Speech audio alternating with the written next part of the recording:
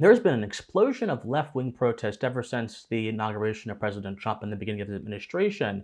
And these protests, which seem to happen almost every week or every other week as the posting of this video, seem to have an ethos that is downstream of a broader change that I've detected in left-wing thinking over the past few decades. So in this video, my friends, we're going to go through these protests. We're going to actually listen to what the protesters themselves say they would like to have happen as a result of these protests. And we're going to use their sentiments to trace what I call the sort of tragic idealism of the broader left-wing resistance movement. And we're going to try to find a through line throughout history so we can understand these viewpoints, not just understand them, but to prepare arguments against them as well, to refute them as they continue to gain popularity within civil society. But before that, my friends, I hope all of you are doing well. I'm Christian Moss. Thank you so much for being here.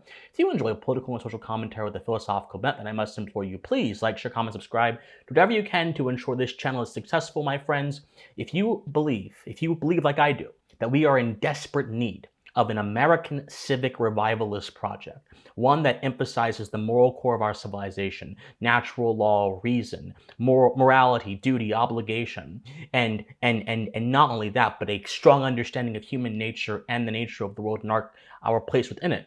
And if you believe that America needs that to come roaring back as it once was long ago, then please, I would encourage you to, again, like, share, comment, subscribe, do whatever you can. My friends, thank you so much. Now, please enjoy the video. So, as I mentioned, I've noticed some very interesting ideological things in a lot of left-wing resistance protests that have happened as a result of Donald Trump winning. Now, these are not just any old kind of protests. These are not just protests that happen once or twice in isolation. These are protests that are being organized, mass organized by organizations like Hands Off, so on and so forth. And I think that a lot of folks on the right do not understand how sophisticated the far left is in organizing their efforts. This is one of the things that I think we have to really become wise to, because a lot of people will just assume that George Soros or some other boogeyman is behind it, and without that they are nothing, when in all reality there is actually a very strong grassroots power within the left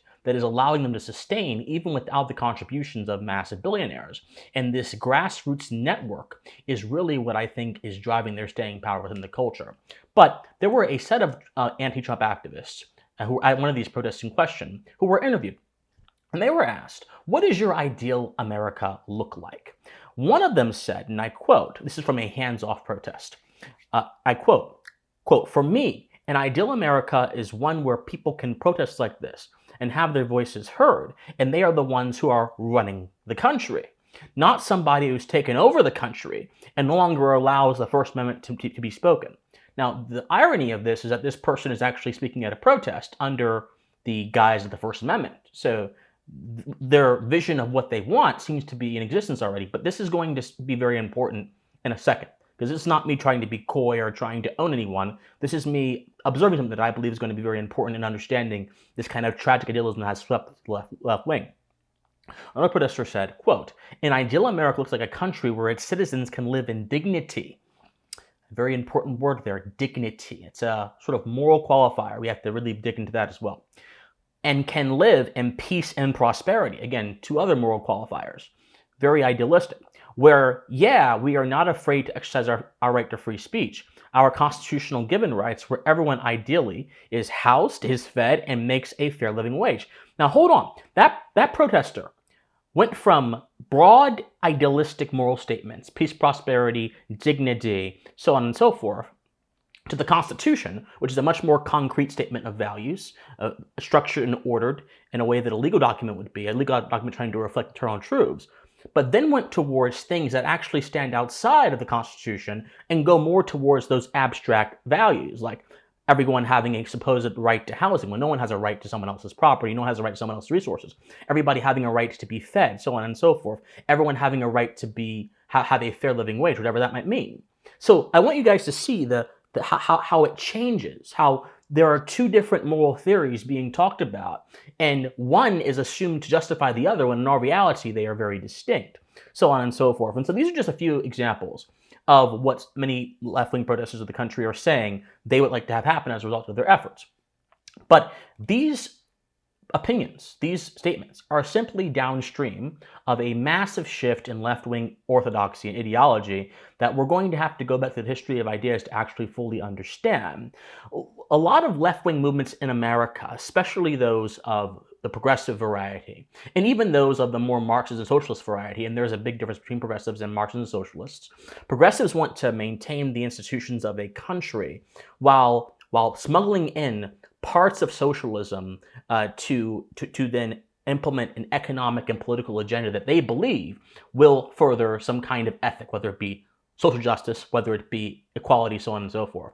Whereas socialists more so want to have a more energetic state that organizes the society according to one or two ideas, according to the ideas that will ensure a kind of material equality. And then, of course, Marxists then take that entire principle and they have a more restrictive worldview, and they believe that history is going to go towards one particular point, and that the revolutionary should actually hasten that point as well. These are obviously very broad descriptions, but this is in general the difference between progressive socialists and Marxists. And so, but all three of these groups had something in common when the left-wing movements first began getting steam in the late 19th century, early 20th century, and that is they had a focus on the material conditions of people in society, of the material conditions of certain groups. For Marxists, it's the proletariat. For socialists, it's the poor. For progressives, it's the downtrodden and the workers and the children, classes they all believed were being mistreated by the exploitative systems, people who exploited the good graces of capitalism to then draw forth some kind of evil, so on and so forth. But there was a significant focus on the material conditions of people. Now, the solutions that each of these groups proposed to those supposed material squalor conditions were incorrect, but at least them focusing on the material conditions anchored them within the grounds of observation. And when I am proceeding from a point of observation, I am strictly within reality. Even if my perception of reality is incorrect, at least the foundation I'm operating on has some basis within the world. But there's been a shift, my friends. And this shift, which has happened, I think you go from the early 20th century towards the 1960s, and this is really begins to happen, underlies the fundamental problem of modern leftism. The departure from observation to idealism, I believe, is the reason why things like multiculturalism, gender ideology, and other kinds of ideas that are clearly, in my opinion, irrational, that clearly erode so many different things about a country that makes it intact. These are why these things are actually able to be justified by a lot of left-wing groups today, and why they are so fiercely advocated despite their internal logical inconsistencies and despite the bad consequences that these things tend to bring about for society. So let's actually think more about this. Think about, for example, the distinction that Marxists draw between the proletariat and the producing elite. The proletariat being the classes that are exploited, and by being exploited actually give power to the producing elite, the bourgeois, who take their what they call their surplus labor, the value of the labor that they never get to see, and then use it for purposes that are just wrong because they shouldn't be taking it in the first place, according to Marxists, so on and so forth, who do not value their labor in terms of what they produce, but just value it in terms of some kind of subjective idea. This tension is what Marx draws upon to call forth a lot of his ideas, and this tension is what Marxists believe is going to ultimately play out when the proletariat overthrow the producing classes, overthrow the bourgeoisie. So the centerpiece of this idea seems to be some level of hierarchy, and the inevitable toppling of that hierarchy and the remaking of that hierarchy in the image of the people. For the progressives, it was a similar kind of thing. It wasn't as rigid and as deterministic as Marxism is. But for the progressives, the thing was, there was this class of people who were exploiting the downtrodden, and we have to appeal to social justice to ensure that this is going to be corrected. But the best way to do this is not necessarily through what Woodrow Wilson called in one of his essays a sort of Newtonian theory of the Constitution, which is the Constitution that is fixed, that says what it says and means what it means, but instead through what he calls an organic theory of life, which says that society changes, therefore our laws must change to accommodate the needs of society. Society ought not accommodate the needs of the law and general moral principles, which then allows them to fundamentally, radically reorganize systems by introducing a sort of managerial elite, which became the administrative state, that sorts out all of society's problems. This is the bluff of the progressive ideology. But in both of these cases, the material conditions of the people, so-called, or rather a section of the people, because wealthy people are people as well. But within these systems, the people, humanity is assigned by class, not by the intrinsic worth of every human being, or by characteristics that are universal to our human nature, as it should properly be assigned by. It's solely assigned by class. So there's a kind of restricted, limited view of man that we're seeing here. So when I say image of humanity, I mean image of the classes that are preferenced by these people. But in both of these cases, it's all about the material conditions. It's about wealth. It's about status. It's about working, producing. And so we kind of see this narrative develop in the intellectual history as well, if we begin with Rousseau. So actually I have a chart here that I'm going to show you guys that one of my editors made, and I thank him greatly for it. So from Rousseau, you can see here with Rousseau, Jean-Jacques Rousseau, who was a major Enlightenment philosopher and who influenced Marx and influenced a lot of people. There are some scholars that say there is no through line between Marx and Rousseau. Yes, there is. Just read Rousseau, as we're going to do a little bit here, and then read Marx, and you will clearly see there's a through line, even if the scholars think that this is a controversial statement. But anyway, Rousseau, if we look at the progression of left-wing materialist ideology, Rousseau begins by saying that the material conditions of society, and not just physical health, not just monetary well-being, having good money or whatever, having money, being in a financially well state, but moral health, according to Rousseau, and material conditions are linked. In the discourse on the origin of inequality, Rousseau says the following. He says, quote, "The first man who, having enclosed a piece of ground, bethought himself of saying, 'This is mine,' and found simple enough to believe him, was the real founder of civil society. From how many crimes, wars, and murders, from how many horrors and misfortunes, might not anyone have saved mankind, but by pulling up the stakes or filling up the ditch, and crying to his fellows, 'Beware of listening to this impostor, you are undone if you once forget that the fruits of the earth belong to all of us, and the earth itself to nobody.'" So for Rousseau, property rights, ownership, is the precursor for civilizational and moral decline.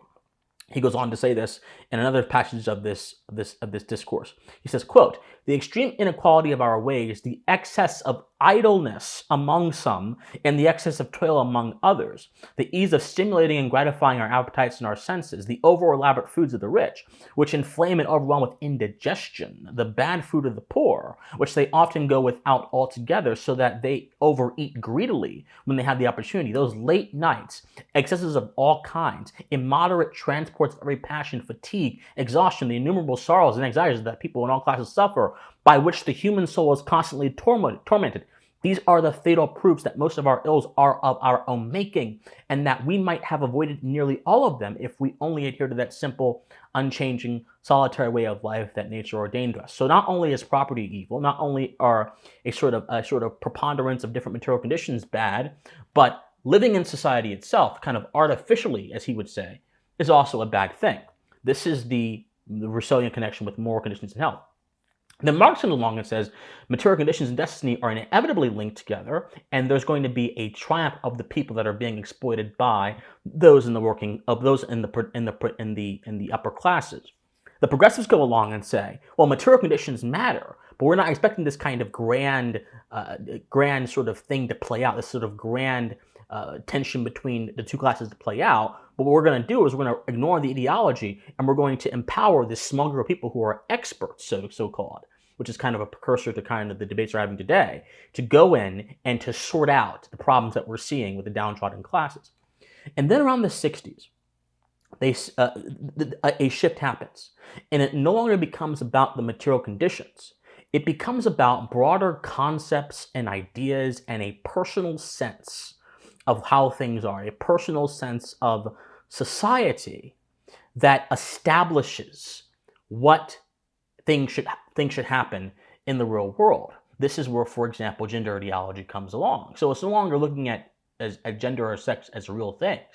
It's looking at them as products of social imagination that are constructed and therefore can be changed if we deem them to be unjust. This is one of the reasons why a lot of people who support that will say that children being able to transition is actually a good thing, because children are held down by an artificial sense of who they are imposed by society. And since everything is customizable, then everything can be remade on a whim. Well, with this viewpoint, there is no strong moral foundation. There is simply only the foundation of the imagination, which is like quicksand. And when it goes one way, the entire house you build upon it will fall apart, which is one of the reasons why a lot of these coalitions actually fight, because they cannot really, when everything is subjective, you can't really have a significant agreement on some very unifying things, except only insofar as those things help further your political cause.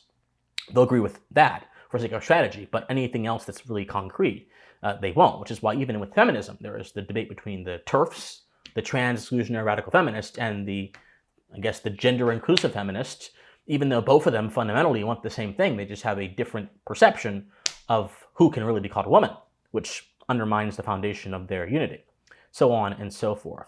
And so you get this kind of stuff that happens regularly with, for example, debates about race.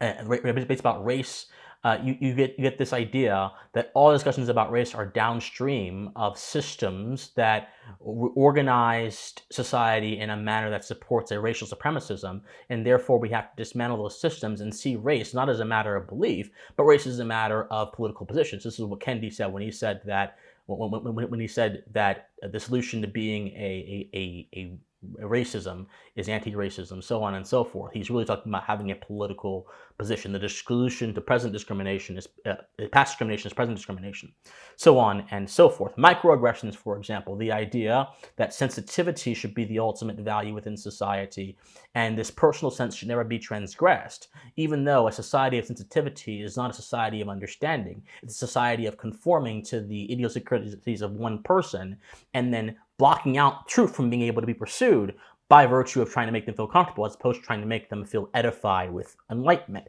so on and so forth. All these things are downstream of an ideology of idealism. And that is why I think a lot of people have a strong furor for these ideas when you look out in the streets. Because idealism does not require rational explanation. Idealism does not require, as I mentioned, observation. And reason and observation go hand in hand, because observation is data and reason is the interpretation of that data. Therefore, if you're going to be able to look at things in a way that makes sense, you have to be able to rationalize it, not in the sense that you rationalize bad things, but in the sense that you rationalize things you're trying to make sense of, trying to understand it, so on and so forth. But when it comes to these issues, the reason there's many of these people do not debate, the reason why the people have a kind of ideological fascination with all this stuff, is because these are products of the imagination. So what is the problem with this, other than the fact that it shuts off debate, which is one big problem? Well, the problem was actually stated by Adam Smith and many others within the Scottish Enlightenment tradition, which is a tradition that I strongly pull upon. And it's the problem of speculative philosophy. David Hume, who is a philosopher I don't really agree with in many cases, but actually was quite right talking about this same kind of phenomenon. He said in one of his essays that doing philosophy is great, but have your philosophy be human. And what he meant by have your philosophy be human, Hume simply meant that if you're going to do philosophy, if you're going to tackle ideas, you must tackle ideas in a manner that does not make you divorced from reality. You must tackle ideas in a manner that is relevant to everyday life. You must tackle ideas in a manner that actually makes sense. But the problem is, a lot of folks, when they get involved in ideology, they place ideology over reality, and they place ideology over learning. They place ideology over observation, and so much so that their entire worldview is shaped by their ideology and not shaped by what is actually there and what is actually reasonable to conclude. So Adam Smith, who was also a part of the Scottish Enlightenment, had a similar distaste for what they call, this is called speculative philosophy. Idealistic, abstract notions that do not conform to reality, that do not explain anything, and simply empower our imaginations. But beyond this very obvious thing, they thought this kind of speculation was particularly dangerous because it disrupts the basis upon which we reason. If we can't assume certain things to be true independent of our ideas, then how in the world can we actually try to reach a conclusion except by reference points to our ideas? So we're trapped in this sort of hermetically sealed circle of our own making, this kind of epistemic prison of our own making that leads us nowhere except to where we began. It's a circular kind of framework that leads to circular kinds of thought. And this then causes more immediate problems, like causing our arguments to be framed by variables, considerations that may be irrelevant or secondary or nonsensical. So for example, if we're talking about the pay gap amongst men and women, which is a big talking point for feminists for many years, they may say the evidence of a disparity is the evidence of a moral wrong, so to speak. When in all reality, disparity can be evidence of many different things, as many of the great economists of our age have told us. But when you try to link morality and disparities, or morality and differences together without considering the nature of both and how they might interrelate, which again calls to reason, you're including a variable that makes no sense to something that can be explained through different working preferences, so on and so forth. So this is a speculative approach. The approach of the modern day left is an utterly speculative approach that barrels head on into that kind of speculative territory that human atmospheres are talking about in every respect, and you see it across the reasoning. This does not mean they're deluded, though. It simply means they are sophisticated enough. When you're sophisticated enough to apply an abstract ideology into every level of thinking and to convince people, you know something about human psychology that conforms to the real world, even if you're using it as a perversion of ideas that are not good for the betterment of humanity or for the purpose of enlightenment or moral excellence, which should be, in my opinion, the ends that we take these debates towards, but it's not always the ends, unfortunately, in the callous minds of those who seek power and do not seek edification. There's many people like that in this world. So there's something sophisticated about them, obviously. But regardless of that sophistication, the foundations of quicksand upon which these movements have built are leading people astray. Not only are they leading people astray, but they're allowing wrong conclusions to be amplified in the hearts and minds of people. And by doing that, they are causing a serious problem for those of us that actually, regardless of our ideology, that actually wish to have an evidence-based, a reason-based approach, a sort of common sense, not in the vulgar sense where everyone thinks it, but in the sense that we look at what humanity has held to be true for years, and then try to trace underneath that the principles that unify and fill that foundation of what we held to be true, and then apply that forcefully, that kind of philosophical common sense. These should be the basis of our reason. But unfortunately, for many of these groups, it is not. And that shift between idealism and observation, I think, is making for a uniquely mobocratic, a uniquely powerful, and I think a uniquely furious left that we are seeing storm into. We're seeing storm into buildings that of tension centers. We're seeing them talk about assassinations. I have a video coming up on assassination culture very soon. Talking about assassinating people. We're seeing them talk about all kind of things that atrophy the social principles and give rise to the vicious ones, because the social principles exist in the context of what is observed, and their views exist within the context of what can be rationalized through their ideological prism, no matter what its full extent might be. My friends, never be held captured to an idea. You test ideas. You hold ideas. You understand ideas. They do not hold you. They do not test you. They do not understand you. And so long as you understand the relationship between your human action and human ideas, and as long as you do not be dominated by your own ideas, you will always have a strong moral foundation to work for.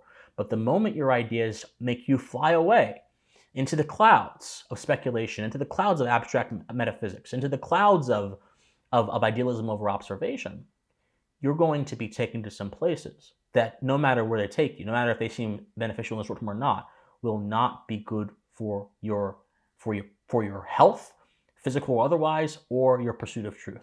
My friends, stay affixed to the ground of reality and pursue it with a passion for truth and with no loyalty towards the allure of speculative falsehood. My friends, like, share, comment, subscribe. Do whatever you can to ensure we're successful. My friends, join the Discord server. We have a Discord server. If you want to join, I'm starting this movement, a movement based in the ideas that founded America, then please join the Discord server. It's in the comment section down below. Also, be sure, if you want to help me continue to bring these videos to you, I would appreciate your support. There's PayPal, there's Patreon, there is of course YouTube as well. You can do support through there. There's Locals, creation from locals.com. Thank you guys so much for being here and for supporting me. My friends, study history, study philosophy, remain morally convicted, and please stay pensive. Bye, guys.